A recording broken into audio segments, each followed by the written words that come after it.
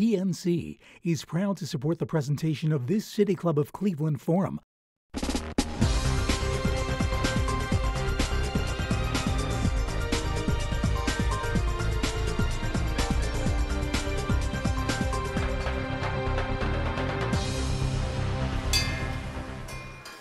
Hello, I'm Dan Moulthrop, Chief Executive here at the City Club of Cleveland. Ladies and gentlemen, welcome to all of you, and a special welcome to our listening audience on WCPN and our web audience. It's my privilege and honor to welcome to the podium the President and CEO of the Federal Reserve Bank of Cleveland, who will introduce today's speaker. Ladies and gentlemen, Loretta Mester.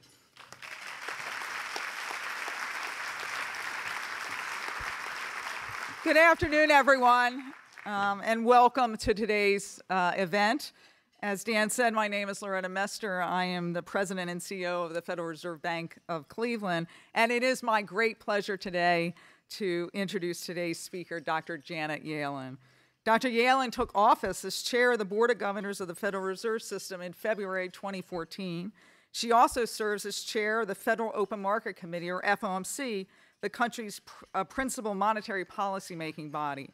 Now, in nominating Janet Yellen as Fed chair, President Obama remarked that the decision on who would succeed Ben Bernanke was one of the most important economic decisions that he would make as president, because the chair of the Fed is one of the most important policymakers in the world. Janet Yellen is eminently well qualified for this role. She has a wealth of Federal Reserve experience. Before being appointed Fed chair, she served as vice chair of the Board of Governors for 3+ years, starting in October 2010. In addition, she was president and CEO of the Federal Reserve Bank of San Francisco from 2004 to 2010, and she served as a governor on the Federal Reserve Board between 1994 and 1997. Now, this Federal Reserve experience can come in handy as Chair Yellen works to foster monetary policy consensus around the FOMC table among participants who are never very reticent to express the diversity of our views. Her experience in academia has also served her well in this regard. Influencing a group of academics is often referred to as trying to herd cats. Although Janet may disagree, I think this is not too different from working with FOMC participants. Dr. Yellen is Professor Emeritus at the University of California at Berkeley, where she has been a faculty member since 1980. Her academic experience also includes serving on the faculties of Harvard University and the London School of Economics. And her research areas cover a wide range of macroeconomic topics, with a specialization in the causes, mechanisms, and implications of unemployment. In recognition of her achievements, Dr. Yellen was elected a Fellow of the American Academy of Arts and Sciences in 2001. And Dr. Yellen graduated summa cum laude from Brown University and with a degree in economics, and she received a PhD in economics from Yale University. On a personal note, let me say that I consider seeing Janet in action as one of the great privileges of serving on the FOMC with her. She exemplifies everything you want in a leader: commitment to setting policies that will best benefit the American economy and its people, and the keen insight to be able to do that. Members and friends of the City Club of Cleveland, please join me in welcoming Dr. Janet Yellen.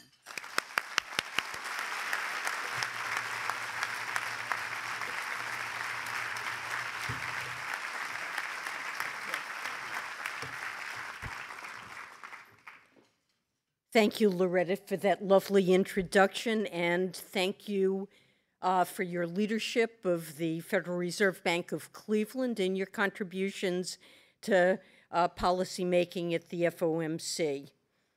Thanks to members of the City Club for your interest in the Federal Reserve. And I also want to thank Senator Brown. I know that you approach each day with the goal of improving the lives of American workers and their families. Thank you for bringing that perspective to the economic policy debate in Washington.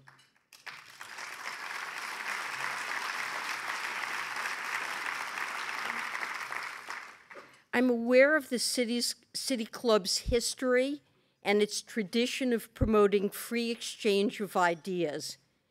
And I will do my best to allow plenty of time for your questions, which I understand are an important part of that tradition. Communicating with the public is an important part of my job. A few weeks ago, I held a news conference after the latest meeting of the Federal Open Market Committee. Next week, I will deliver the Federal Reserve's semi-annual report on monetary policy and answer questions from members of Congress at public hearings of the House and Senate. On those occasions, and in appearances such as this one today, the aim is to account for the FOMC's policy actions and explain how they're intended to achieve the specific goals that Congress has assigned us. We do so because it's important that the Federal Reserve remains accountable within the framework of our democracy. We also do so because we can more effectively achieve our mandated goals, maximum employment and price stability, as well as help maintain stability in the financial system if people understand what we are doing and why. Finally, it's important for us to hear perspectives and experiences from a wide range of participants in the economy. This club stands for free and open communication, and so does the Federal Reserve. This month marks 6 years since the end of the Great Recession, our nation's most severe economic downturn since the 1930s. U.S. economic output, as measured by real gross domestic product, fell more than 4% from the end of 2007 to the middle of 2009. One of the hardest hit industries was manufacturing, which, as you well know, is important to Ohio. The unemployment rate peaked at 10% nationally, and it reached 11% here in Ohio. U.S. non-farm payrolls shrank 8.5 million jobs during 2008 and 2009, or about 6% of the national workforce. Over that same period, Ohio lost more than 400,000 jobs, or 7.5% of the state's employment. In response to the financial crisis, the severe recession, and the risk that inflation would fall persistently far below levels consistent with price stability, we at the Federal Reserve took forceful actions. The FOMC aggressively cut our short-term interest rate target, the federal funds rate, from above 5% to near zero by the end of 2008, to lower borrowing costs and help spur household spending and business investment. With short-term interest rates near zero, the FOMC provided further support to the economy through our large-scale asset purchases, buying large amounts of Treasury and mortgage-related securities in the open market. These purchases pushed down longer-term borrowing rates for millions of American families and businesses. During the economic recovery, we put additional downward pressure on longer-term borrowing costs by explaining publicly that we intended to keep short-term interest rates low for a long time. Longer-term borrowing rates, such as those for mortgages and automobile loans, are lower if people expect short-term rates in the future to remain low or to rise only gradually. Although evidence suggests that our policy actions were effective, the pace of economic recovery has been slow. Growth in real GDP has averaged only about 2.25% per year since 2009, about a percentage point less than the average rate seen over the 25 years preceding the Great Recession. In Ohio, economic output has increased at about the same pace as in the nation as a whole in recent years. In the labor market, the U.S. unemployment rate stood at 5.3% in June, around half as high as its peak after the recession, and close to many economists' assessment of its longer-run natural rate. That's the level that can be sustained without risking excessive inflation. The U.S. economy has created 12 million jobs since the labor market's low point, and total non-farm payrolls are now 3.5 million greater than just prior to the recession. Ohio's unemployment rate has declined even more during the recovery than the nation as a whole, and at 5.2% in May, it was somewhat below the U.S. average in that month. Nevertheless, although non-farm payrolls in Ohio have increased by around 400,000 jobs since the low point for the state's employment, payrolls have yet to surpass their level just prior to the recession. Manufacturing is important to Ohio, and people here are keenly aware of the challenges that American manufacturing has faced for many years. U.S. manufacturing output, as measured in the Federal Reserve's Index of Industrial Production, plunged about 20% during the recession. That's substantially more than the overall percentage decline in economic output. Partly as a result, U.S. manufacturing employment fell 2.25 million during 2008 and 2009, a significantly larger percentage decline than occurred in overall employment. And while manufacturing employment nationwide has increased about 850,000 since the end of 2009 as production has recovered, there are still almost 1.5 million fewer manufacturing jobs than just before the recession. Unfortunately, the number of U.S. manufacturing jobs has generally been decreasing since its peak in the late 1970s. A similar trend has also been seen in Ohio, where manufacturing jobs have shrunk from about 25% of the state's private sector employment in 1990 to about 15% now.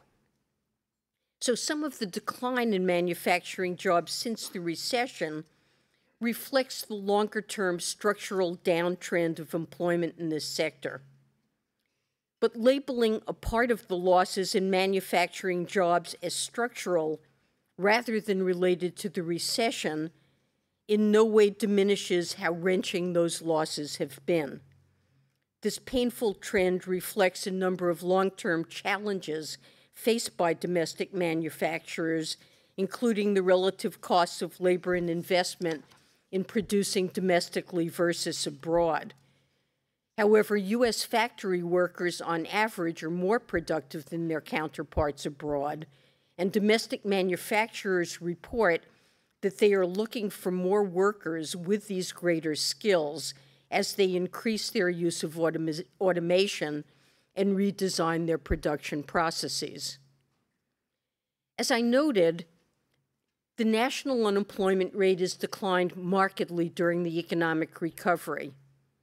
But it's my judgment that the lower level of the unemployment rate today probably does not fully capture the extent of slack remaining in the labor market. In other words, how far away we are from a full employment economy. In assessing labor market slack, we try to distinguish between the effects of cyclical fluctuations in the economy and the influences of longer-term structural changes, such as the aging of the workforce and other demographic trends. Cyclical and structural factors both have affected a number of measures of labor market outcomes that bear on our assessment of slack, including labor force participation, that is, how many people are working or actively looking for work, the number of people working part-time who would rather work full-time, the pace of hiring, and the rate at which people are quitting jobs. Let's first consider the labor force participation rate. it continued to decline substantially after the recession ended, with the pace of those declines slowing only over the past year or so, even as the unemployment rate has continued to fall. Now, many working-age people who are not in the labor force have chosen that status voluntarily. Examples would include retirees, teenagers and young adults in school, and people staying home to care for children and other family members. Even in a stronger job market, it's likely that many of these individuals would prefer not to work. And indeed, a noticeable portion of the decline in the labor force participation rate seen over the past decade or so clearly relates to the aging of baby boomers and their ongoing retirements. However, the pace of decline in the participation rate accelerated during the recession as some individuals who lost their jobs became discouraged and stopped looking for work. It appears that despite a drop in the participation rate reported in June, the pace of this decline has slowed since early last year. Nevertheless, I think a significant number of individuals still are not seeking work because they perceive a lack of good job opportunities and that a stronger economy would draw some of them back into the labor force. Another factor we consider when assessing labor market slack is the elevated number of workers who are employed in part-time jobs but would prefer to have full-time work. In other words, those classified as part-time for economic reasons. At around 4.5% of employment, the share of such workers is notably larger than has been historically typical in a growing economy. Some portion of the greater share of workers who are part-time for economic reasons may reflect structural rather than cyclical factors. For example, the ongoing shift in employment away from manufacturing and towards services, a sector which historically relied more heavily on part-time workers, that may be boosting the share of part-time jobs. Despite these structural trends, which make it difficult to know where the share of those employed part-time for economic reasons may settle in the longer run, I continue to think that it probably remains higher than it would be in a full employment economy. Other indicators also generally corroborate the view that while the labor market has improved, it still has not fully recovered. For example, the rate at which employees quit their jobs for other opportunities has tended to go up in a strong economy, since more workers voluntarily leave their jobs when they have greater confidence about their ability to find new ones, and when firms are competing more actively for new hires. Indeed, the quits rate has picked up as the labor market has improved over the past few years, but it still is not as high as it was through much of the early 2000s. Another important indicator is the number of available positions or job openings that employers currently have posted. Job openings have increased significantly over the past year and a half. And in another encouraging sign, the pace of hiring has also stepped up in the past year or so, though it too continues to run somewhat below the levels that prevailed through the middle part of the last decade. Finally, the pace of wage increases also may help shed some light on the degree of labor market slack, since wage movements historically have tended to respond to the degree of tightness in the labor market. Here too, however, the signal is not entirely clear, as other factors, such as long-run trends in productivity growth, also generally influence the growth of compensation. Key measures of hourly labor compensation rose at an annual rate of only around 2% through most of the recovery. More recently, however, some tentative hints of a pickup in the pace of wage gains may indicate that the objective of full employment is coming closer into view. While the labor market has moved closer to the FOMC's mandated goal of maximum employment, less progress has been made in moving inflation close to the FOMC's longer-run objective of 2%, which the committee considers to be consistent with our mandated goal of price stability. Overall, consumer price inflation has been close to zero over the past year, in large part because of the big drop in crude oil prices since last summer has pushed down prices for gasoline and other consumer energy products. Price inflation excluding the volatile category of energy and food prices, or so-called core inflation, is often a better indicator of future overall inflation. But it too is running below our 2% objective and has been over most of the recovery. The recent low level of core inflation, 1.2% over the past 12 months, partly reflects the appreciation of the foreign exchange value of the U.S. dollar during the second half of last year, as global financial markets seemed to judge that our economy was relatively stronger than those of many of our trading partners. The stronger dollar has pushed down the prices of imported goods, and that in turn has put downward pressure on core inflation. In addition, the plunge in oil prices may have had some indirect effects in holding down the prices of non-energy items in core inflation, as producers passed on to their customers some of the cost savings from lower energy prices.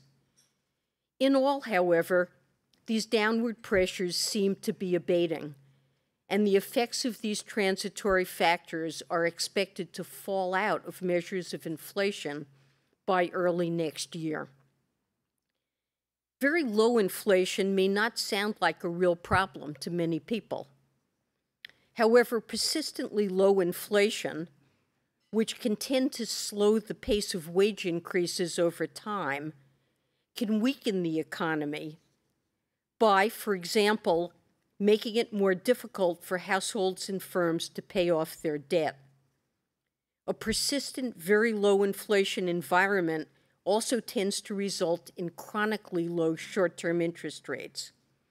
This type of situation would leave less scope for the FOMC to respond with its conventional monetary policy tool, namely a cut in the federal funds rate, to counteract a weakening in the economy. Let me turn now to where I think the economy is headed over the next several years. The latest estimates show that both real GDP and industrial production actually edged down in the first quarter of this year. Some of this weakness appears to be the result of factors that I expect will be only transitory, such as the unusually harsh winter weather in some regions of the country, and the West Coast port labor dispute that briefly restrained international trade and caused disruptions in manufacturing supply chains. Also, statistical noise or measurement issues may have played some role.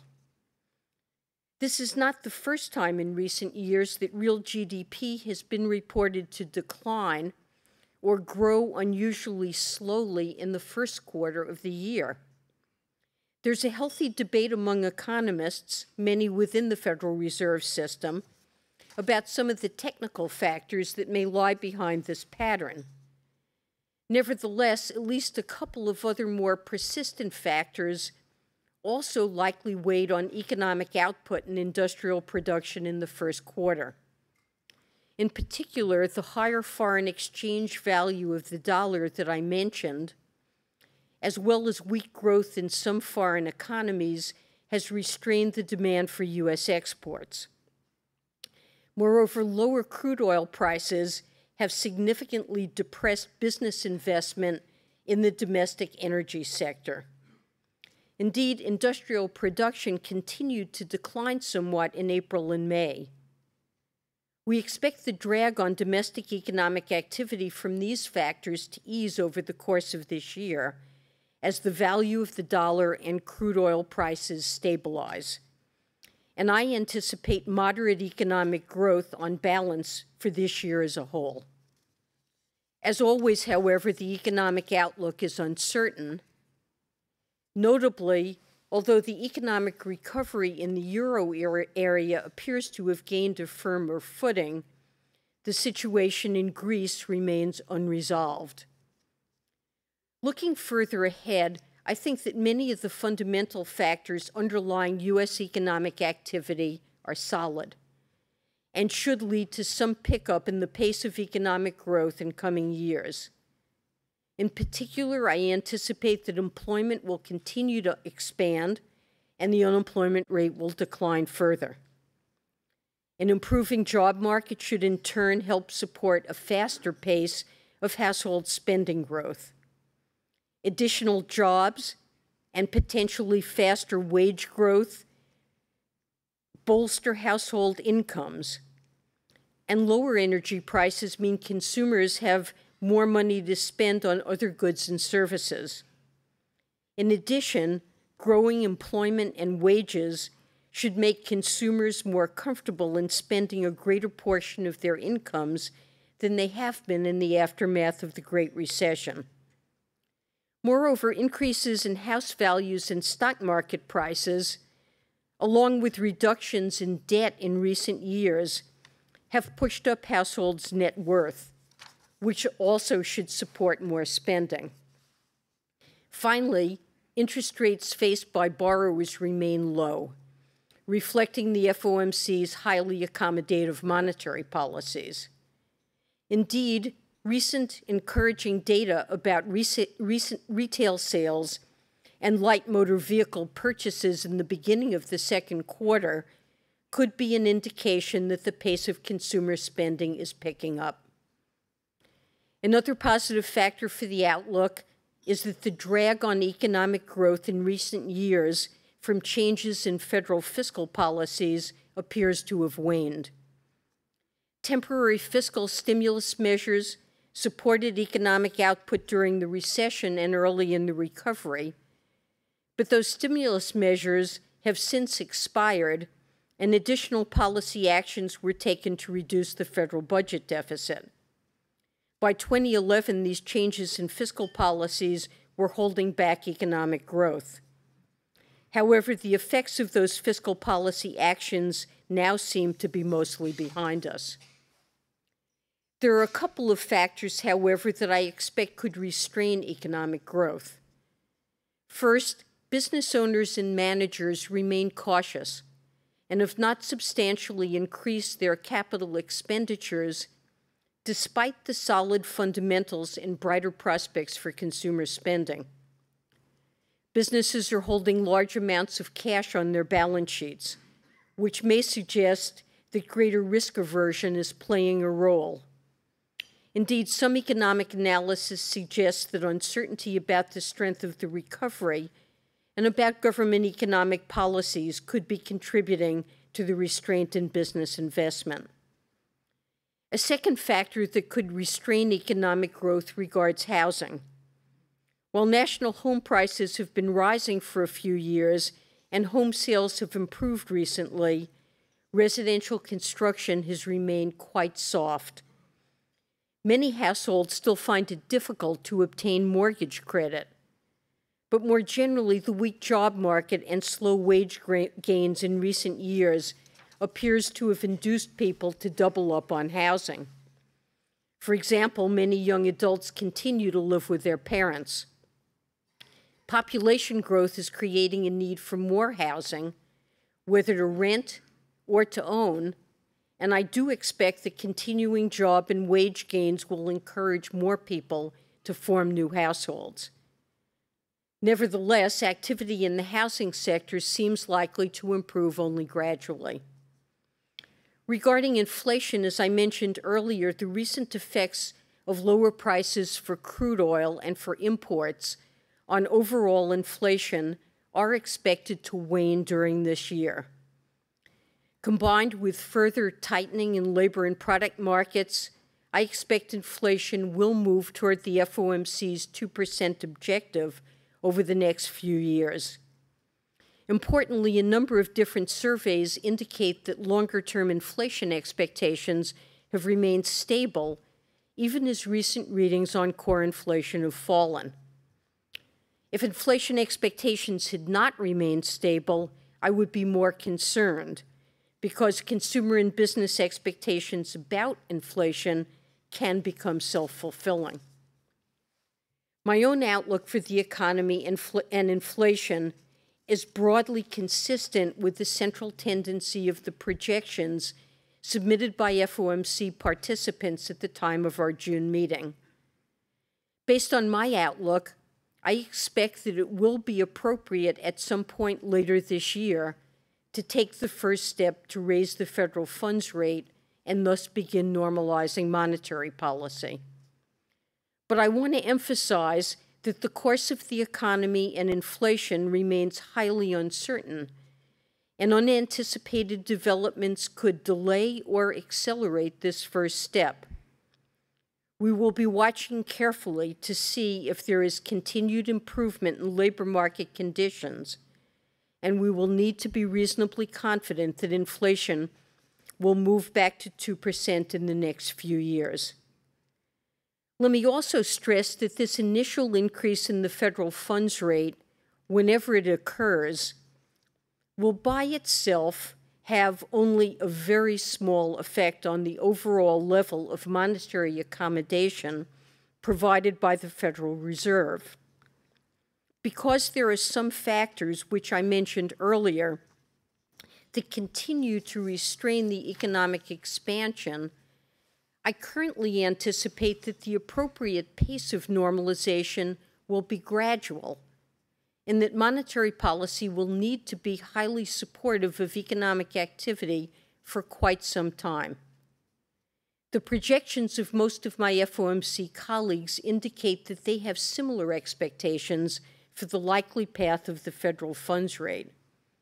But again, both the course of the economy and inflation are uncertain, and if progress toward our employment and inflation goals is more rapid than expected, it may be appropriate to remove monetary policy accommodation more quickly, while if progress toward our goals is slower than anticipated, then the committee may move more slowly in normalizing policy.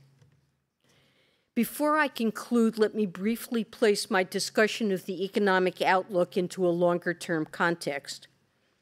The Federal Reserve contributes to the nation's economic performance in part by using monetary policy to help achieve our mandated goals of maximum employment and price stability.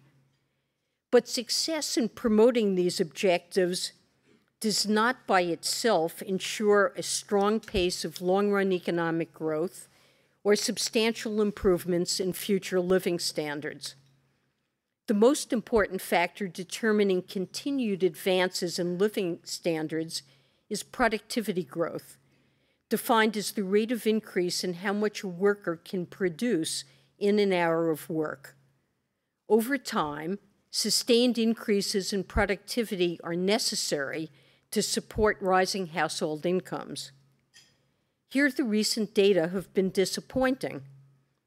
The growth rate of output per hour worked in the business sector has averaged about 1.25% per year since the recession began in late 2007, and it's been essentially flat over the past year. In contrast, annual productivity gains averaged 2.75% over the decade preceding the Great Recession. I mentioned earlier the sluggish pace of wage gains in recent years. And while I do think this is evidence of some persistent slack in labor markets, it also may reflect, at least in part, fairly weak productivity growth. There are many unanswered questions about what has slowed productivity growth in recent years and about the prospects for productivity growth in the longer run. But we do know that productivity ultimately depends on many factors, including our workforce's knowledge and skills, along with the quantity and quality of the capital equipment, technology, and infrastructure that they have to work with. As a general principle, the American people would be well served by the active pursuit of effective policies to support longer-run growth in productivity.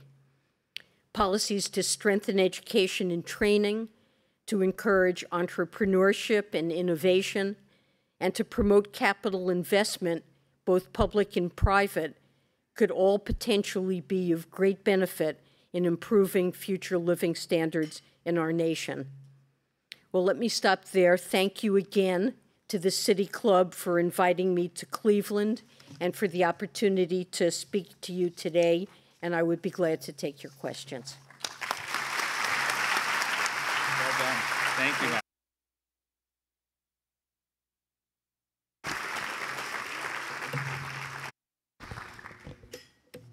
Today at the City Club of Cleveland, we're enjoying a Friday forum featuring Dr. Janet Yellen, Chair of the Board of Governors of the Federal Reserve. We encourage you to organize your questions for our speaker now and remind you that your questions should be brief and to the point. We have microphones set up on both sides of the room and ask that you invite you to begin lining up behind those microphones.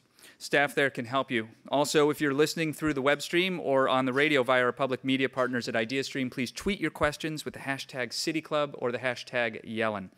Our team will do our best to work them in. The chair mentioned Senator Sherrod Brown, and I'd like to extend a special welcome to all the other elected officials in the room from Cuyahoga County and from the Ohio House and legislature. Thank you very much for your attendance today. We welcome all of you here and those joining us via our radio broadcast and our web stream provided by IdeaStream. Radio and television broadcasts and the web stream are made possible by Cleveland State University and PNC. And we welcome guests at tables hosted by numerous corporations and community organizations and individuals. We invite you to refer to your printed program for a complete list. We thank you all for joining us today. And now it's time to return to Dr. Yellen for our traditional City Club question and answer period. We welcome questions from everyone, members and guests alike.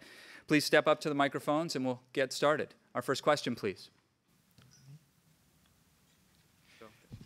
Yes, we know that immigrants can oftentimes be a tremendous asset to our communities in terms of job creations. They want to hit the ground running and start their own businesses. Is there proper representation for immigrant groups on the Community Advisory Council, do you think? Well, you're talking about the Federal Reserve's formal Community Advisory Council? Yes. So that's something that we ended formally after Dodd-Frank moved responsibility for a lot of consumer issues to the new Consumer Financial Protection Bureau, but we're beginning it again. And in fact, we're attempting to locate suitable candidates to serve on that council. So we welcome nominations, and we will, of course, try to achieve very broad representation in the community of groups with the potential to help us better understand the needs of local communities. So we certainly will try to achieve that representation. Dr. Yellen, thank you very much for visiting Cleveland. We're very proud to have you here. Thank you. I understand that the role of the Federal Reserve is different than the role of setting fiscal policy, which of course is the responsibility of the legislature. With Senator Brown here today and with your comments today, what 2 or 3 things can you suggest to our legislature that would make them take action and make your job achieving your objective easier?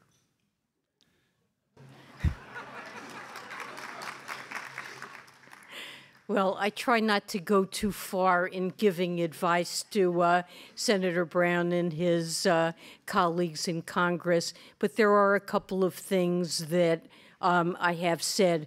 First of all, for the last number of years, and I mentioned this in my prepared remarks. There was a period when fiscal consolidation really served as a significant drag on the recovery, and created, especially with short-term interest rates at zero, burdens on monetary policy in trying to offset that drag. And of course, we did the best that we could. And now I'm pleased, as I mentioned, that fiscal policy is essentially neutral with respect to the economy. So one piece of advice that we have routinely given to Congress is to, during a period when the economy was weak and we wanted to see it recover, to try to avoid doing harm to the economic recovery. Over the longer term, although for the next number of years, almost a decade now, it looks like fiscal policy is on a course where the U.S. debt to GDP ratio will be stable. Eventually, as the population ages, as baby boomers age, and particularly if healthcare costs rise more rapidly as they have historically in the United States than other prices, we will again face mounting budget deficits and a rising debt to GDP ratio without some further fiscal actions by Congress. This is a set of long-term issues that's not new. We've known about this for at least 20 years, and it remains important for Congress to address those issues, and I hope that there will be steps taken to do so. Dr. Yellen, thank you so much for your speech, and thank you for your commitment to public service. Thank you. As a young person working in the field of economics, I can definitely say you're one of my personal heroes. Thank you. I appreciate that. With that being said, my question is, what advice do you have for young people entering the field of economics, and especially for young females entering the field of economics? Well, I think there's never been a time of greater opportunity for women in the field of economics and finance. And as I've looked at trends over time, the number of women and their success in the field has continued to increase. And I feel that there are many, many opportunities, a rich set of opportunities that are open to women, and I see the women around me in my own organization moving up at a pace that I'm pleased with and I find very encouraging. Obviously, acquiring a first-rate education and working hard at the job, looking for challenges, being willing to take them on are extremely important. And I think we also know that mentorship is very, very important. And I think that's the absence of suitable mentors is something that has held women back. And in the economics profession, really self-conscious efforts have been made to make sure that women have the kind of mentors that they need to see them succeed in the field. And I think that's important throughout the business world and the world of finance to make sure that businesses think about how to make sure that women get the kind of coaching and mentorship and support that they need to get ahead. Madam Chairman, glad you're in Cleveland. My question is, if there was the lack of partisanship, if there was a lack of partisanship in the Congress, how much more the productivity or the economic activity would increase, if you can quantify that? And then the second part of the question is, Christine Lagarde of the IMF gave advice to the Federal Reserve not to raise interest rate till next year. How much is that part of your thinking that you take into account for her opinion? Well, on the partisanship, I'm sorry to tell you, I can't quantify what difference it's made. There have been moments when we've had a government shutdown and come close to debt ceiling crises, when I think we have seen perhaps temporary but nevertheless noticeable public response to the uncertainty that's caused. Let me turn to the question about Christine Lagarde and the IMF. The IMF undertakes reviews of all of the economies that are members of the International Monetary Fund, including the United States, and I think that's a very valuable undertaking. There are a range of views. The IMF has recently urged the United States, urged the Federal Reserve to wait until 2016 to begin normalizing policy. I think if you look at the range of views within our own committee, the members of the Federal Open Market Committee publish their own individual forecasts of the appropriate path of policy, conditional, of course, on their economic forecasts. You will also see a range of opinion there. And so it is part of the spectrum of opinion. I think what we have in common is that the IMF and most FOMC participants do see an economy that is improving, has made a great deal of progress, is approaching, even if it hasn't quite reached maximum employment, but we see inflation moving up over time, and we're getting, if this continues, reasonably close to the point at which it would be appropriate to normalize policy. I guess I want to emphasize that while there's a lot of public discussion and focus on that first move, because it has been more than 6 years that short-term overnight interest rates have been very close to zero, we shouldn't overemphasize the timing of that first move. What really is going to matter is the entire path of short-term interest rates over time. And as I indicated in my prepared remarks, my own view is that the headwinds that have been holding back the recovery for all these years, they're receding and things are getting better and conditions are improving. But that's a gradual process, and if I'm right, it means that it will be appropriate to continue running an accommodative monetary policy and only withdrawing accommodation at a gradual pace. And that gradual pace of rate increases that we would see if that economic forecast proves right, that's really more important as a factor for decision-making than the actual timing of a first increase. Now, economic developments are uncertain. What our committee needs to do is meet on a meeting-by-meeting basis and assess what we're seeing in the economy and try to make appropriate decisions. So there are no guarantees here, but our committee has stated that we're really looking at two things. We wanted to see some further improvement in the labor market, and with inflation running as low as it is, before raising rates, we want to feel reasonably confident that inflation is going to move up over the couple of years. Welcome to Ohio, Chair Yellen. Thank you. My native Clevelander wife wanted me to ask you which would come first, a Fed funds rate increase or a Cleveland sports championship. But I would like to ask a different question.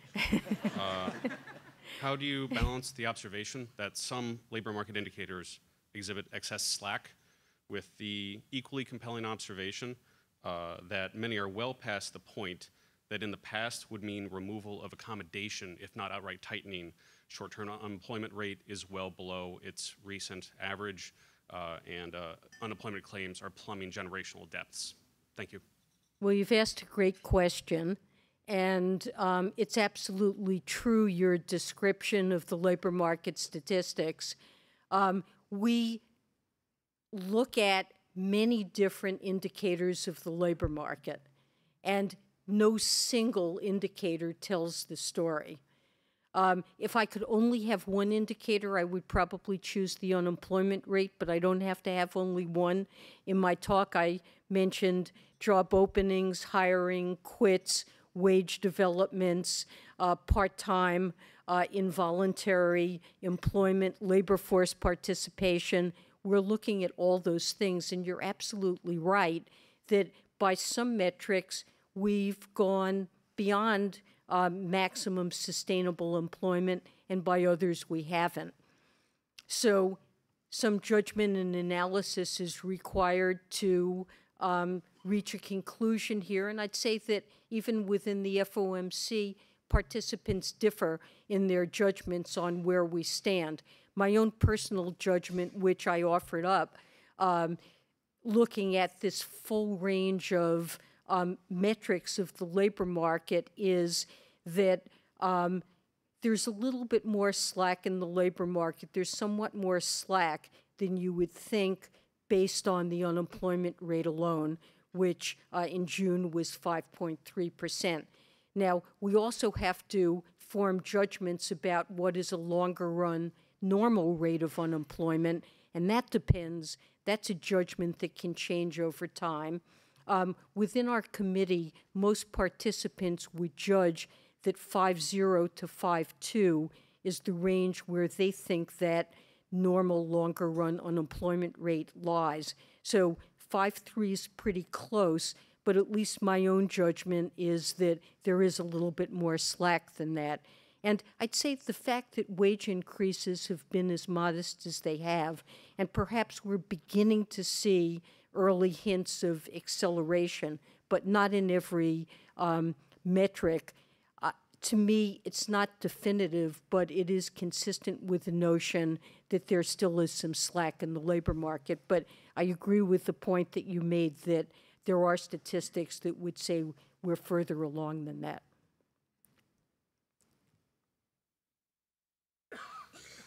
Chair Yellen, I am struck, as I imagine many people are here today, by the exactitude with which you speak. And it's an exactitude that touches not only on care, but also clarity. You want to be understood by lay people, and I applaud that. I particularly think, to use your phrase, for example, that accommodative monetary policy is a vivid way to talk about trying to keep interest rates really quite low. But I want to draw attention to something that I have been struck with as a troubling piece of Fed history, and that is the choice of the term, and I don't know whose ox I'm goring here, quantitative easing. That is so opaque as to seem to be intentionally hard to understand, and I not only compliment your choice of a clearer phrase, but wonder if it reflects any commitment to avoid technically opaque and completely incomprehensible phrasing and pick things that people can understand. Well, thank you. That's a great question. And I believe the language that the Federal Reserve and my predecessor, Chairman Bernanke, used when we began purchasing assets is we called it the large-scale asset purchase program. We wanted to emphasize that what we were doing was singling out longer-term, longer maturity assets, both treasuries and mortgage-backed securities, because we thought that buying them up would put downward pressure on longer-term interest rates. There were countries like Japan that had conducted asset purchases, and they tended to focus on shorter-term maturities, at least in the early stages of what Japan did.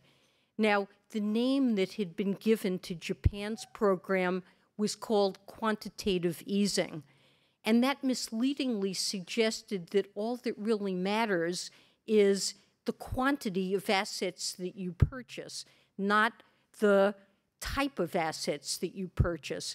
We avoided using the term quantitative easing, which had been applied to Japan, because in our view, what really mattered was that we were purchasing longer-term, longer maturity assets.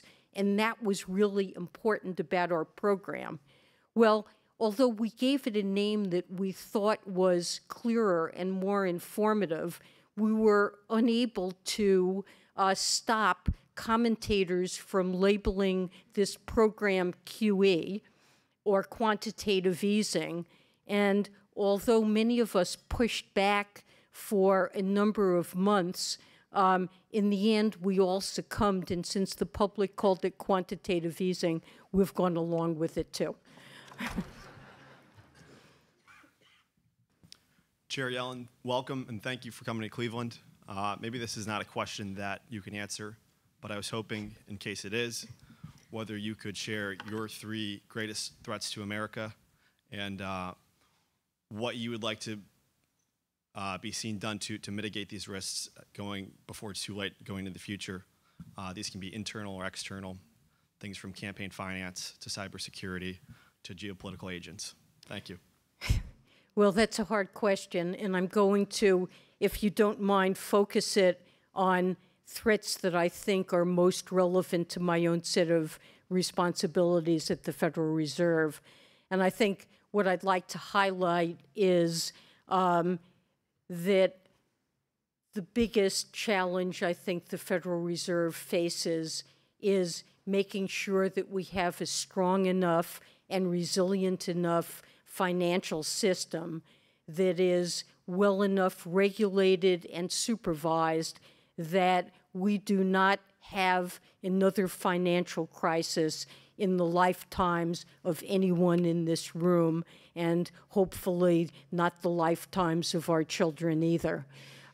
This was really a devastating event that has taken an enormous toll on our economy and on American households and families and workers.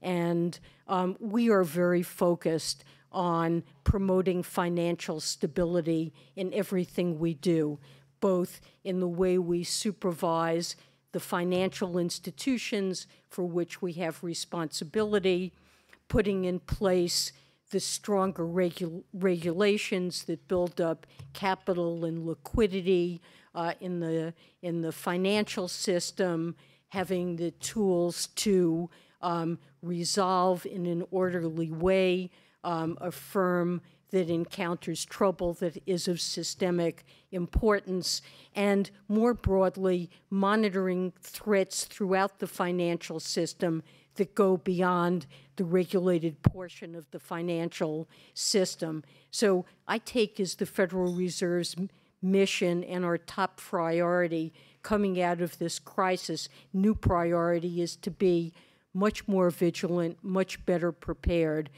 than we were in the run-up to this crisis, so we don't have another one.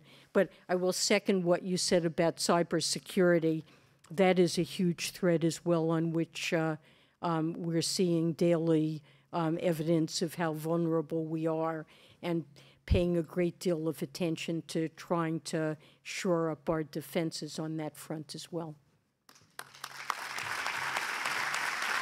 Thank you so much. Thank you, my pleasure.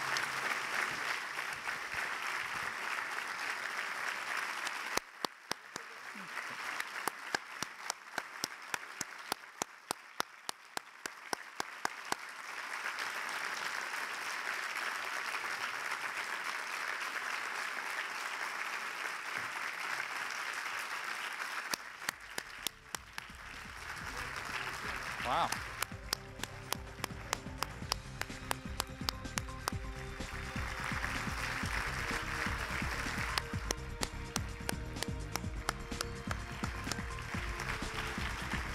Apparently, Cleveland loves you, Madam Chairman. Today, we've been enjoying a City Club of Cleveland Friday Forum featuring Dr. Janet Yellen, Chair of the Board of Governors for the Federal Reserve. Thank you very much, Dr. Yellen. Thank you, ladies and gentlemen. Before we adjourn, I'd like to ask you to remain seated so we can accommodate some necessary security procedures. Until then, our forum is adjourned. For information on upcoming speakers or for podcasts of the City Club, go to cityclub.org.